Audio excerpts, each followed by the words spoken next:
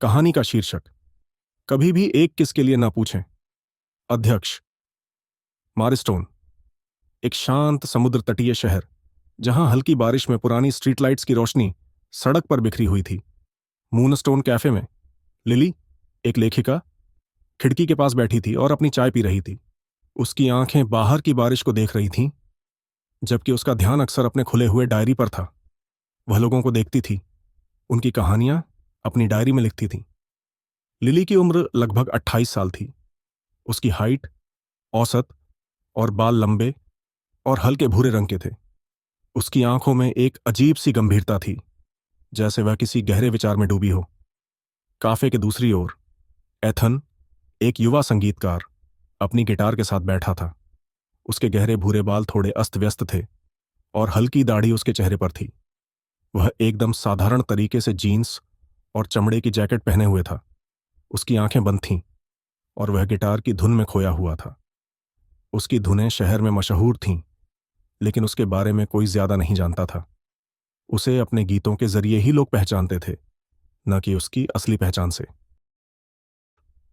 अगले दिन लिली की दोस्त क्लारा ने उसे एक संगीत कार्यक्रम में ले जाने का मन बनाया। एथन का प्रदर्शन था। लिली ने एथन के गाने को सुना और उसकी गिटार की धुनों में कुछ खास था। गाने में छिपी उदासी और सुकून ने उसे भीतर तक छू लिया।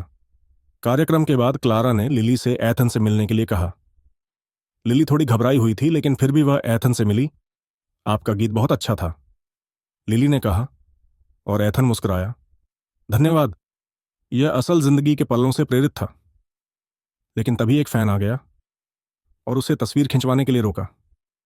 लिली को लगा कि एथन उस पर ध्यान नहीं दे रहा है और वह चुपचाप पीछे हट गई। कुछ दिन बाद एक तूफान के दौरान लिली की कार खराब हो गई। वह सड़क के किनारे फंस गई और तभी एथन साइकिल से आता हुआ दिखाई दिया। फिर से तुम? लिली ने चौंकते हुए कहा। छोटा सा शहर है, एथन हंसते हुए बोला।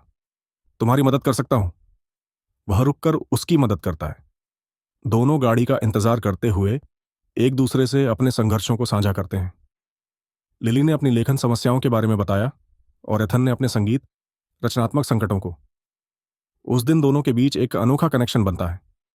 संपर्क। समय के साथ लिली और एथन की मुलाकातें और बातचीत बढ़ती जाती हैं। वे एक दूसरे के साथ अपनी कला और जीवन के बारे में बात करते हैं, लेकिन रोमांस के बारे में कभी नहीं बोलते। लिली को अपने पुराने टूटे हुए दिल का डर था और एथन अपनी भावनाओं को छुपाता था। एक शाम लिली ने अचानक पूछा, तुम कभी प्रेम गीत क्यों नहीं लिखते? एथन थोड़ी देर रुककर बोला, क्योंकि प्रेम जटिल है और लोग उससे बहुत उम्मीदें रखते हैं। इस उत्तर से लिली को और सवाल उठने लगे, लेकिन उसने अधिक नहीं पूछा।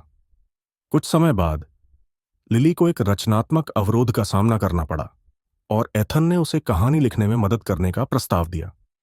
दोनों मिलकर एक कहानी लिखने लगे, जिसमें दो पात्र एक दूसरे से गहरे जुड़े होते हैं, लेकिन अपनी भावनाओं को व्यक्त करने से डरते हैं। दोनों की काव्यात्मक और रचनात्मक सोच ने उन्हें और करीब ला दिया। खुलासा, लिली का जन्मदिन आया और एथन ने उसे एक खास तोहफा दिया। वह गीत जो उसने उनके मिलकर लिखी गई कहानी से प्रेरित होकर लिखा था। यह उसका पहला प्रेम गीत था। गाने में उन्होंने डर, उम्मीद और बिना कहे रिश्तों की खूबसूरती को व्यक्त किया था। लिली ने भावुक होकर पूछा, क्यों अब? एथन ने उसकी आंखों में देखा और बोला, क्योंकि कुछ भावनाओं को साझा करना जरूरी होता है, भले ही वह डरावनी हो।